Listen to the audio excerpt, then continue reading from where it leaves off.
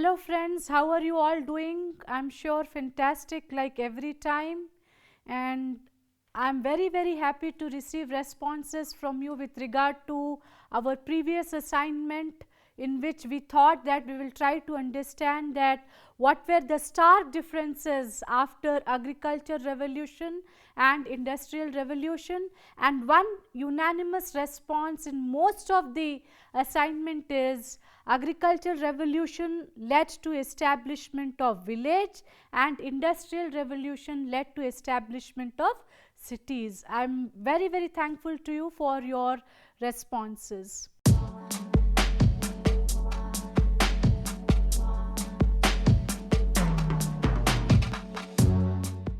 And in this lesson and the succeeding lesson which we will be talking later, our entire focus is to explore the basic concepts in urban sociology. You must be thinking that why we have to talk about the concepts in an advanced level at when we are talking about so many things apart from industrial revolution. Basic concepts are the foundations of any discipline, and if you want to build on further, basic concepts is mandatory. So in this lesson we will try to talk about concepts like urbanism, we will talk about outgrowths, urban agglomeration. We will also understand what are cities, satellite cities, global cities, and let us discuss one after the other. Talking about what we understand by urban, because our subject is urban sociology. So urban is defined as an area with a large number of people residing in it, with high population and density, an area that has been significantly developed. Urban is always in contrast to rural, which generally indicates a low population and is mostly agriculture based. Urban area is heterogeneous human settlement with not only high population density but also of infrastructure of built environment. You just see around you with regard to the infrastructure, we see highways, we see airports, we see advanced infrastructure in so many ways. Urbanization is also categorized by urban morphology as cities, towns, metropolises or suburbs. As per 2011 census of India, the definition of urban area is a place having a minimum population of 5,000 of density 400 persons per square kilometer or higher and 75% plus of the male working population employed in non-agricultural activities. Places administered by a municipal corporation, cantonment board or notified town area committee are automatically considered urban areas. Let us now understand a related concept called as urbanism. You may be wondering what is the difference between urban and urbanism. So, the concept of urbanism represents a way of life. It generally denotes the diffusion of urban culture and the evolution of urban society. C.B. Memoria opines that urbanism is a cultural, social, economic phenomenon which traces interaction between the social and technological processes. The famous sociologist, again we are coming across Lewis Wirth. I am sure by now you are familiar with his name. Lewis Wirth, in his landmark paper Urbanism as Way of Life, published in American Journal of Sociology in 1938, as major social transformations were occurring.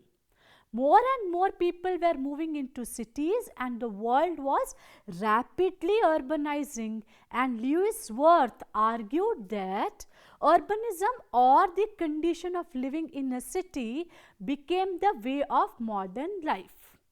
The most common way to define a city was by population size or the total number of people. But Lewis Worth was not satisfied with this definition, and he strongly felt that there are other parameters of urbanism which must be considered. In addition to size, several authors have given different conceptions about urbanism. But when we review the entire literature, some of these common elements we find across all the authors and philosophers. If we talk about the first element, which is the diversity of social life, we have been discussing that social life is heterogeneous, and this heterogeneity is reflected in its diversity. And because of this heterogeneity, there are also several opportunities as well as challenges. The second important characteristic of urbanism is rapid social change and cultural change. We all have heard that nothing is permanent except change. See the beauty of this phrase, my dear friends. Two contradicting things, but so similar things. Similarly, when you talk about urbanism as a way of life, without cultural change, without social change, urbanism cannot be defined. The third important characteristic of urbanism is impersonal and lack of intimate communication. We are very mechanical and professional in our interaction, and many times probably too professional that we lose out on that human touch of interaction.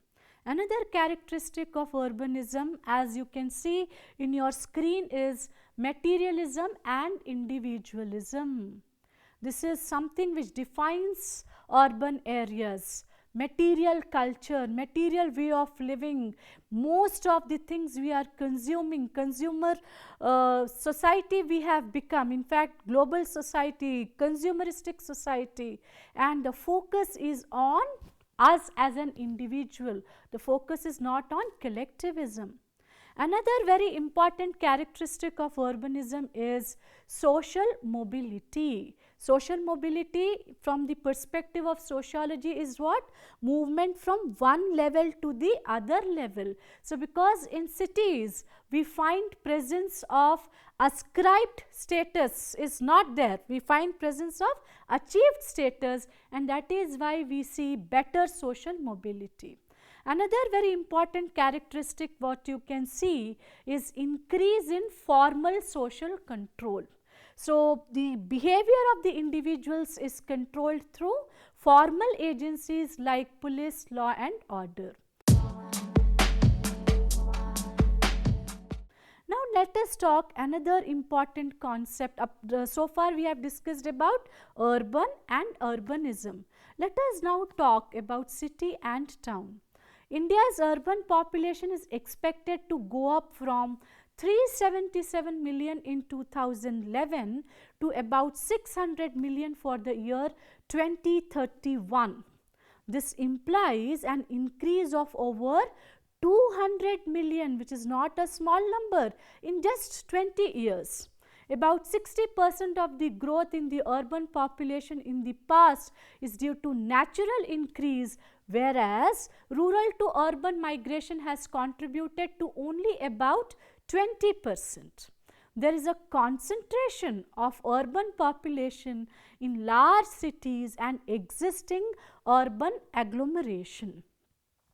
Mumford, Lewis Mumford, in 1948, in his article on city, forms and functions in International Encyclopedia of Social Sciences, he writes, although the city as a form of human settlement dates back to the beginnings of civilization, it long escaped scholarly scrutiny, and its very definition is still under debate.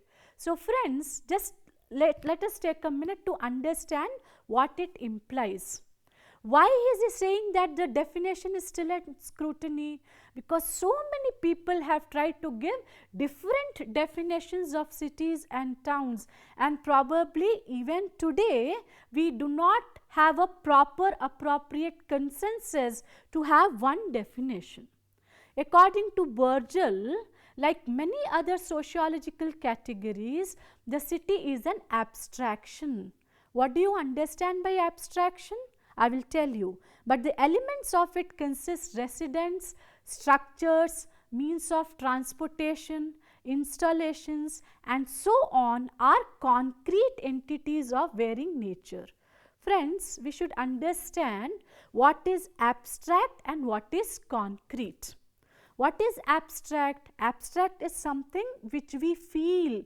We may not see it physically, but concrete is something which we physically see. For example, if I tell you to see the screen, screen is concrete.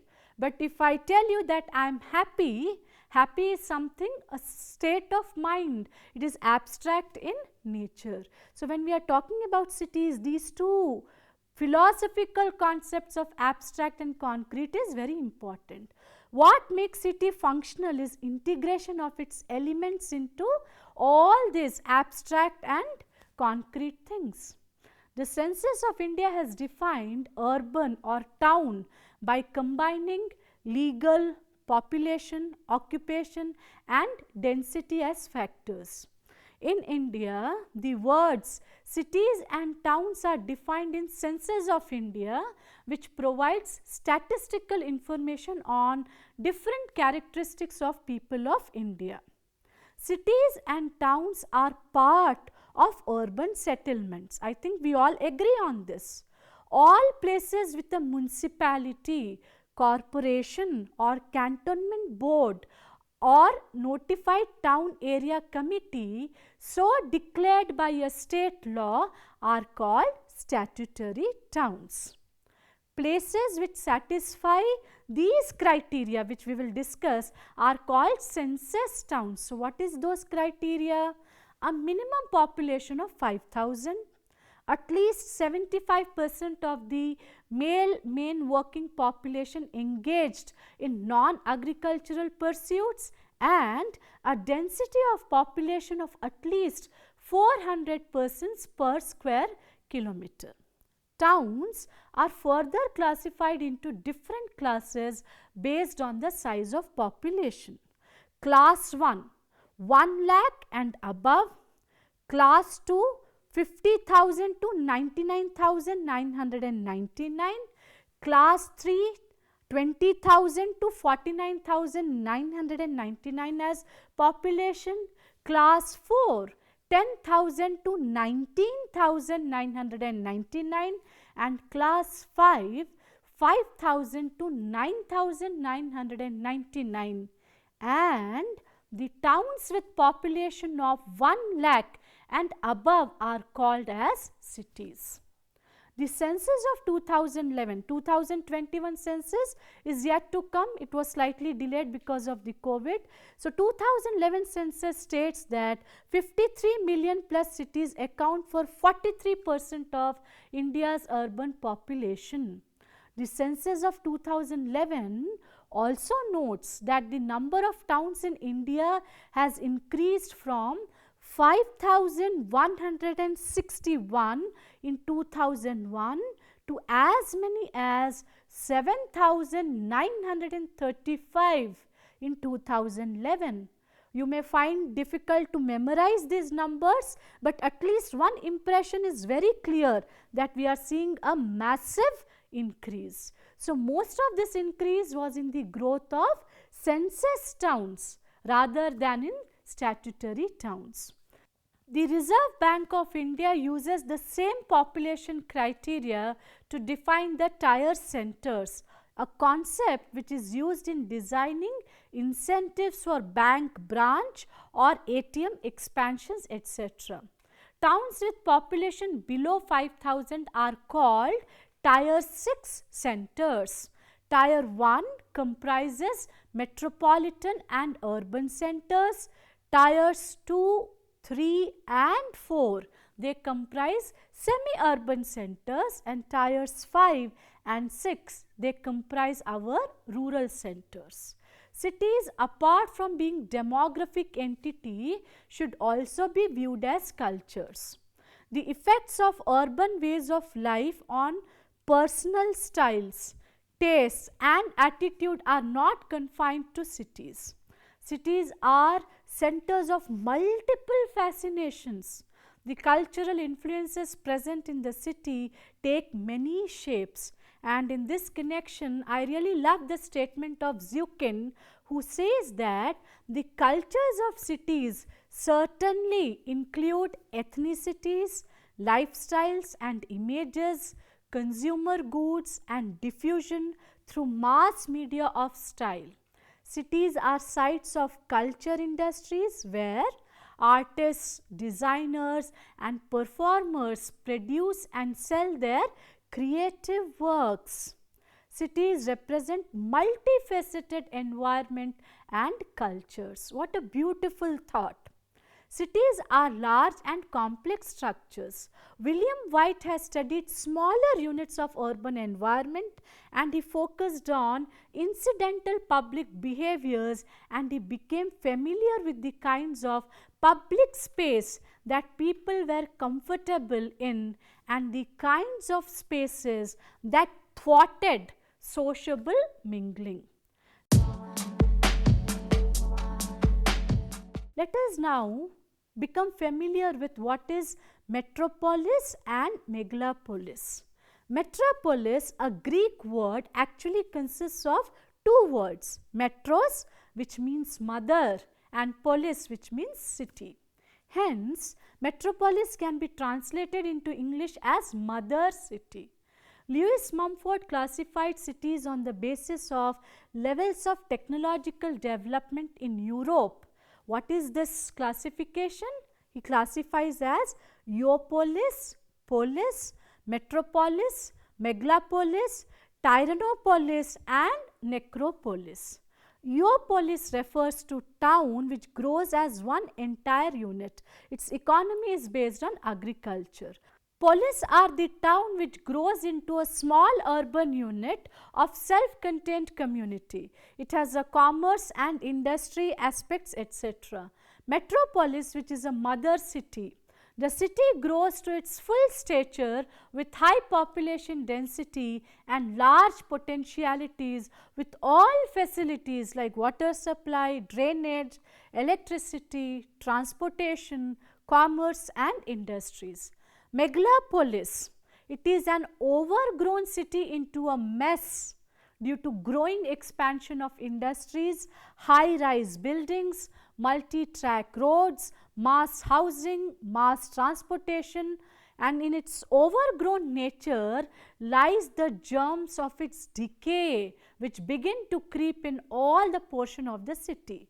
Tyrannopolis, the city shows further decay in all the fields like trade, commerce, military power, etc. Necropolis, the city in the worst stage and unfit for dwelling. So, it is the city of dead where one finds disease, famine, economic breakdown, etc. In ancient times, the term metropolis was reserved for a specific type of city, the capital of an empire, state, kingdom and place from which the rest of the world or at least some major territory was ruled. Thus, a metropolis would rank considerably higher than a provincial city. Metropolis often is any place which is political, cultural or economic center, though not necessarily all of this at the same time. According to Indian census, a city having more than 10 lakh persons or a million plus city is known as metropolis. The Indian census recognizes three categories of urban places. What are they? Metropolitan areas, cities and towns. Its typology of urban places is entirely based on the criteria of population. Thus, the term metropolitan area is applied to places with a population of 10 lakh and above, whereas city refers to places with population 1 lakh and above in India. Lower down the population size, urban places are designated as towns, and this classification we can also refer in Ramchandran's book published in 2007. A city with a population of 1 million is called metropolises or metropolitan city. Ongoing increase in the number of metropolises, that is cities whose population exceeds 1 million inhabitants, is tremendous. In India, not only the size of metropolitan cities has increased dramatically, but also their number. These 52 metropolises are located in 16 states and in one union territory as per 2011 census. The metropolitan region can be defined as large with economic and social unity integrated and characterize the activity of the city. A metropolis also serves as the core of region's economic, communications, infrastructure, culture and other important elements of society. When there are larger political, regional, infrastructure, transportation, international or national interests, the metropolis serves as the hub. A megalopolis is a regional spread out conglomeration of various open spaces, towns and cities. A megalopolis or megacity is an extensive region of metropolises, agglomerations and urban areas that are connected into a continuous area of urban development. A population of 10 million within this connected structure qualifies an area as a megalopolis, but rural and open spaces can also be included in megalopolises. A megalopolis is generally defined as having some metropolises with cities at their core. For a metropolis, along with other important factors, the core city must have a population of 5 lakh or more. An agglomeration of surrounding built up areas with a population of 1 million or more must surround the metropolis. Let us now talk about urban agglomeration. According to Census of India, an urban agglomeration is a continuous urban spread constituting a town and its adjoining outgrowths or two or more physically adjoining towns together with or without outgrowths of such towns. An urban agglomeration must consist of at least a statutory town, all places with a municipality, corporation, cantonment board or notified town area committee etc., and its total population, that is all the constituents put together, should not be less than 20,000 as per the previous census. For examples, Greater Mumbai urban agglomeration, Delhi urban agglomeration etc. Urban agglomeration constitutes of certain elements. What are they? Firstly, a city or town with one or more adjacent outgrowths.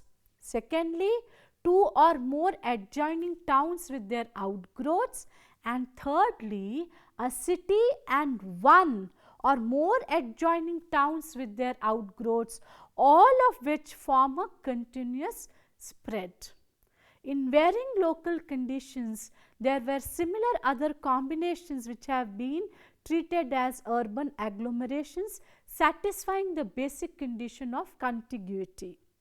An outgrowth is a viable unit such as a village or a hamlet or an enumeration block made up of such village or hamlet and clearly identifiable in terms of its boundaries and location.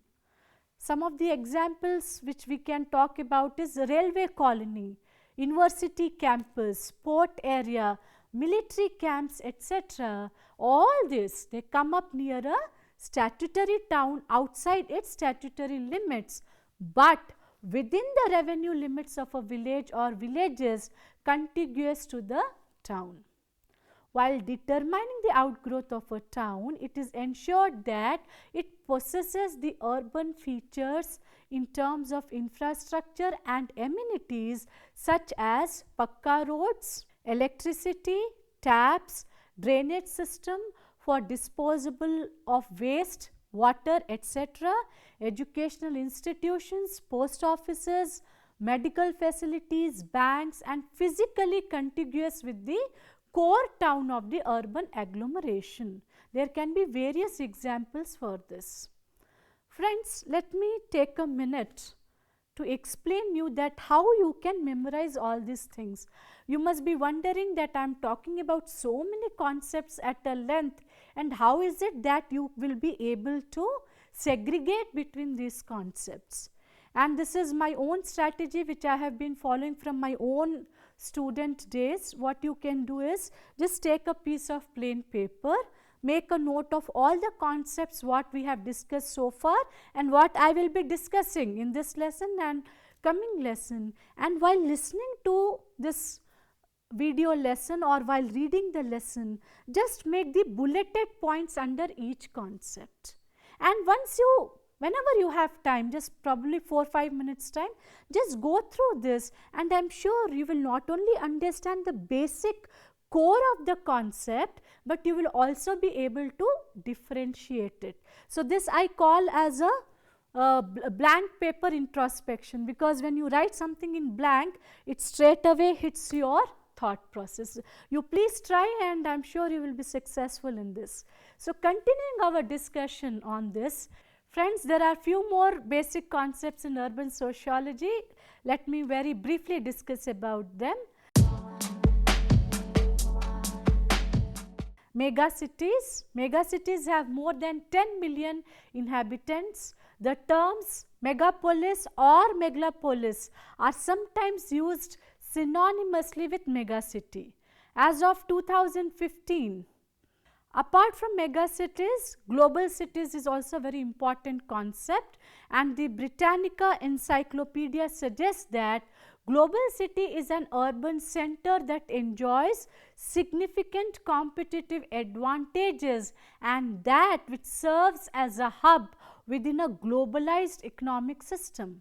The term has its origins in research on cities carried out during 1980s, which examined the common characteristics of the world's most important cities. However, with increased attention being paid to processes of globalization during the subsequent years, with specific reference to India post 1990s, these world cities came to be known as global cities. Global cities are key centers of global networks of production, finance and telecommunications. Apart from megacities, global cities, another very interesting concept is satellite cities. The concept of satellite town is similar to satellites which orbit the earth. It can be understood as a smaller city that is near a larger metropolis. Even if it is not part of the metropolis, it gets influenced with it. Satellite cities have their own uniqueness and identity. In terms of economy and infrastructure, development of satellite cities is good for property growth in and around such cities. Since they are in the close vicinity of major cities, they also provide most of the amenities and services that major cities provide. Satellite cities have robust municipal governments than suburban areas. Satellite cities reflect self-sufficiency even if they are interconnected with larger metropolitan areas. There are many satellite cities in India which have gained prominence due to their infrastructure development and the potential to attract estate growth. Prominent satellite cities near Delhi are Gurgaon, Noida, Ghaziabad and Faridabad. Mumbai's satellite cities are Navi Mumbai, Dombivli and Thane. Chennai has Kanchipuram, Mamallapuram, Sriperumbudur and Tiruvallur. There are multiple advantages of satellite cities. It not only accelerates the local economy, but also provides the residents with superior quality of living in the form of road connectivity, electricity, water, drainage and other important amenities. It leads to appreciation in prices of land and residential property in and around the satellite city. For residents in the main city who wish to escape from the stress, pollution and hassles of city life, it provides them with a viable alternative. Transport infrastructure developed in satellite cities not only provides its residents easy accessibility, but also enables to decongest traffic in the main city. Moreover, satellite cities provide a scientific balance between population and the resources needed by them, leading to environment friendly and sustainable development. In an era where suburban sprawl looms large, satellite cities could be viewed as a solution to the problem. In many cases, satellite towns are part of larger metropolitan areas, but still exist independently of the larger urban core. With suburban sprawl, the suburban areas and bedroom communities are less self-contained. Though not part of the city proper, they still fall with one commuter shed. Urban areas could exist with multiple nodes. Satellite cities can maintain self-contained economies and services while still being interconnected with the larger cities nearby. With better urban planning, satellite towns could play a role in reducing suburban sprawl. Regional planning would need to take place with satellite towns in mind. Dear friends, we have discussed some of the very important concepts which are the foundations of the discipline of urban sociology. Though all the concepts couldn't be discussed at length in detail, I would request you to kindly go through the lessons and also go through the references which was provided at the end of the lesson. The more you explore, the better understanding of these concepts you will develop. So, apart from these concepts, there are few more concepts like rural urban fringe, urban, which also helps us to understand the various aspects of urban centers, which I will discuss in my next class. Till the time, as I told you, if you are getting confused with so many concepts, what is what and what is the difference, use that blank paper introspection, and I am sure you will enjoy doing such kind of a exercise. This exercise is not only helpful for you for academic reasons, but if you are stuck up with certain critical things in your life, for that also this blank paper introspection will help you. And if you want to share any questions, any observations, and if you want further detailed explanation or analysis of any of the concepts what we have discussed, please feel free to write to me on pandevini@gmail.com, and I am there to provide all possible support for you to understand these concepts. So friends, keep exploring. Let us go ahead with our journey, and I will meet you in our next class on basic concepts, in which we will discuss rurban, rural urban fringe, rural urban continuum, and I promise it will be equally interesting. So thank you all. Be happy, be safe. See you all. Bye bye.